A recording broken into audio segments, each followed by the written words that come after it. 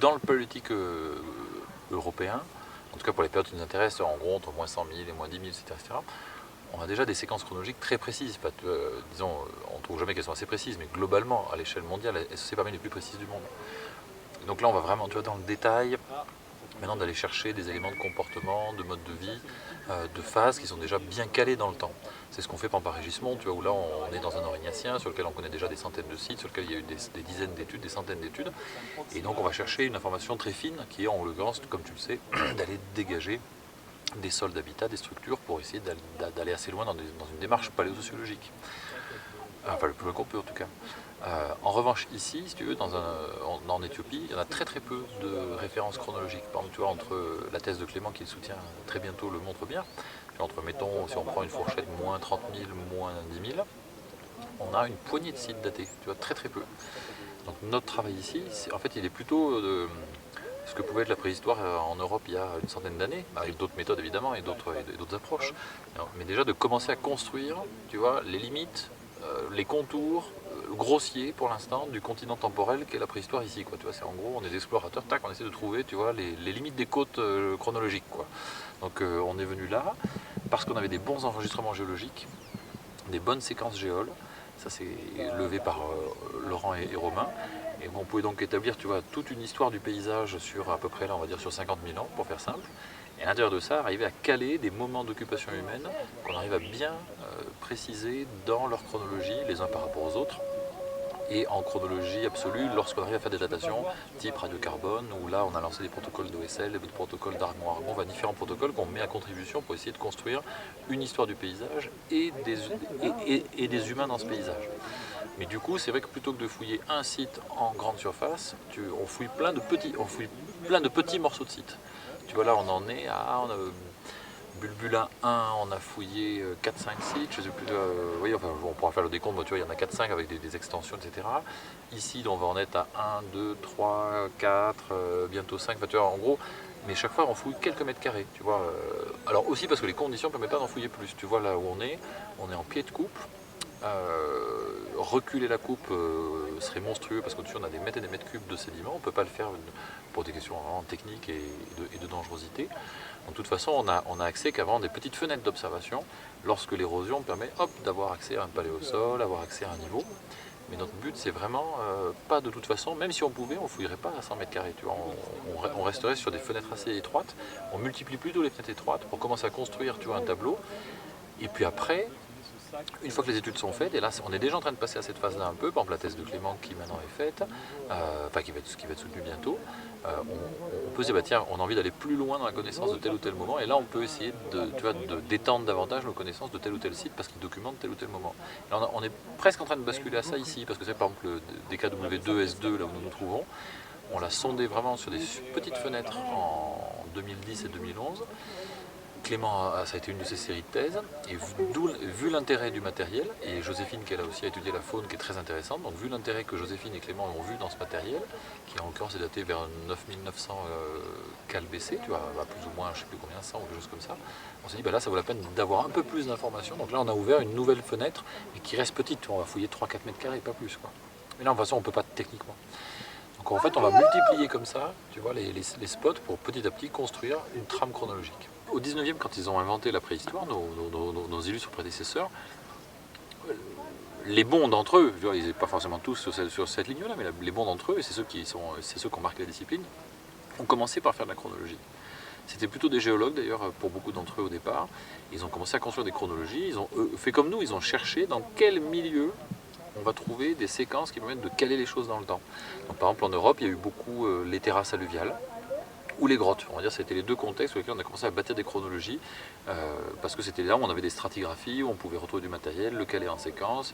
À l'époque, pas le dater de manière directe, mais au moins de manière relative. Ça a été la base du travail. Et ici, on fait exactement la même chose, maintenant avec d'autres reculs, d'autres méthodes, etc. Nous, pour le coup, on a toute une batterie de méthodes de datation, tu vois, physico-chimiques qu'on met à contribution.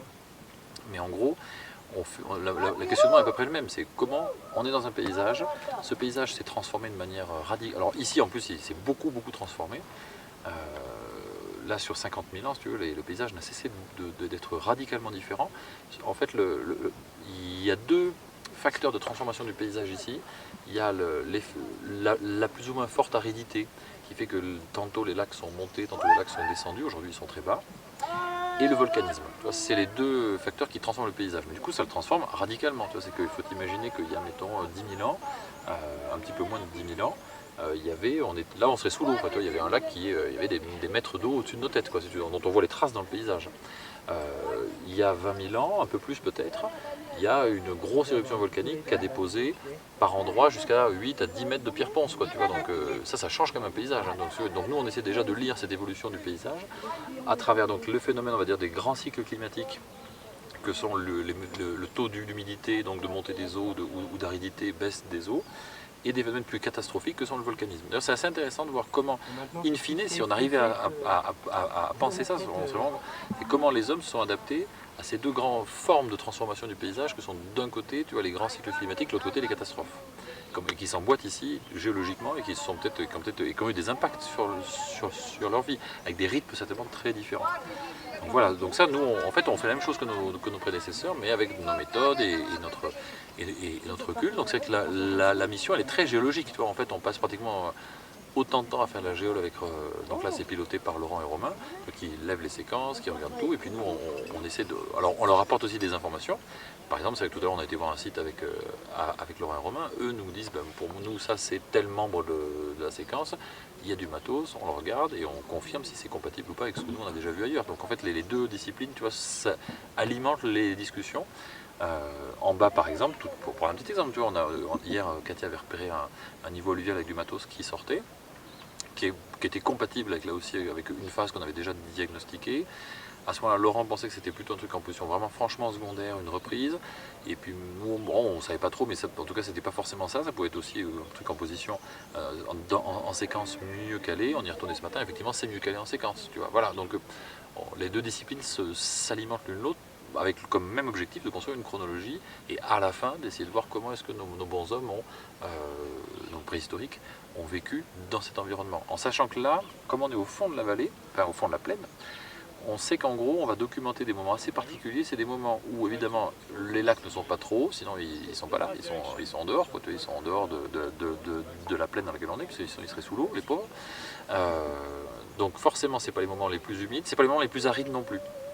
Les moments les plus arides, soit ils sont carrément pas là, soit il y a eu de telles érosions qu'on ne les retrouve pas. Par exemple, là, c'est notre problème, c'est que notamment le Jungur-Dryas, qui est une phase assez aride, semble-t-il ici, même très aride, à toute fin du Pléistocène, charnière Pléistocène-Holocène, entre 11 000 et 10 000, ce Jungur-Dryas, on n'a aucun site correspondant à cette phase-là, dont on sait que les lacs pourtant étaient très bas.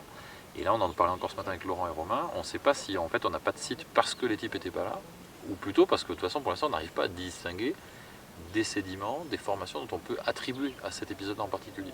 Donc nous, en gros, on va trouver des moments où c'est humide mais pas trop, aride mais pas trop, tu vois.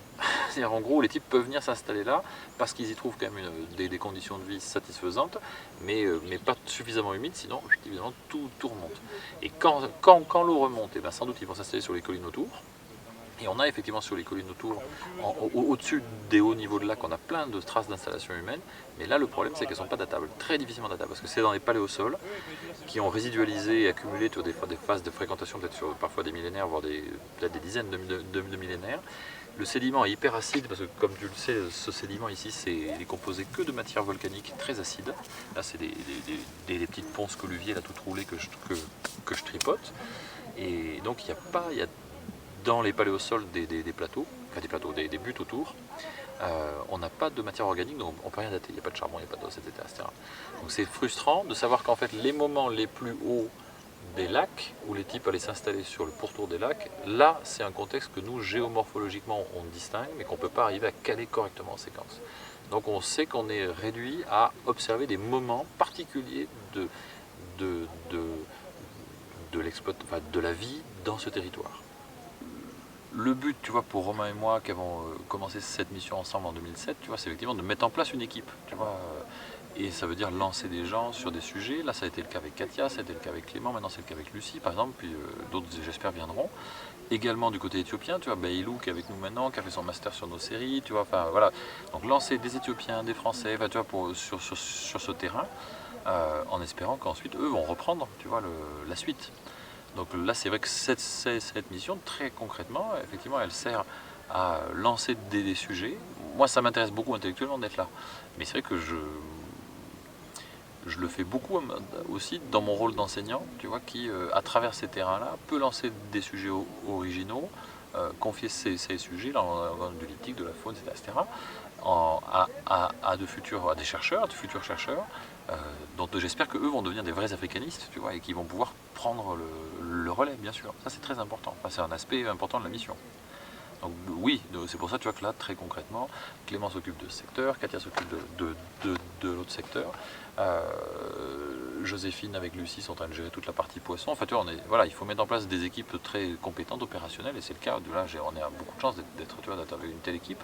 Également pour Beilou, tu vois, Beilou, il est au ministère de la Culture éthiopien, enfin la RCCH, il a fait son master sous la direction, sur le tutorat de Clément, je pense, sur une partie du matériel qu'on avait tiré de nos fouilles précédentes. Moi, je peux que souhaiter de voir un Bailou, tu vois, lui-même, désormais prendre ses fouilles, c'est tout ce qu'on peut souhaiter, tu vois, donc ça fait partie de notre boulot, ouais. On trouvait des céramiques, tu vois, dans certains de nos sites les plus récents, et en fait, au début des fouilles, en fait, on ne savait pas du tout comment les dater, parce qu'on s'est rendu compte qu'il n'y avait pas de référentiel, tu vois, sur les céramiques ici, y compris les céramiques récentes. Donc il y avait Jessie qui, à l'époque, elle n'était pas encore au CNRS, elle avait fini sa thèse, elle était arrivée chez nous comme à Toulouse comme à TER, mais elle n'était pas encore au CNRS. Moi, je lui ai proposé de venir pour voir un peu les céramiques, tu vois, voir ce qu'il y avait à faire, et puis voir un peu si du côté ethno, on pouvait, justement, tu vois, en observation actualiste, tu vois, voir un peu si on pouvait comparer. Et en fait, ça lui a beaucoup plu, et donc pour le coup, elle a monté maintenant sa propre mission, tu vois, donc elle a depuis plusieurs années, donc là, elle est venue une année avec nous, en fait, nous, on a juste servi, tu vois, d'amorce au projet. Après, elle a monté sa propre mission, elle est rentrée d'ailleurs entre-temps au CNRS, donc ça lui a donné encore plus d'assises pour le faire, elle a eu ses propres financements, ses propres, etc., etc. Et maintenant, je suis très heureux de voir effectivement que, tu vois, le projet de Jessie a pris totalement son envol, et c'est, voilà, et on peut que souhaiter que ce soit la même chose pour ceux dont on vient de parler, quoi. Que chacun après lance le pilote son projet.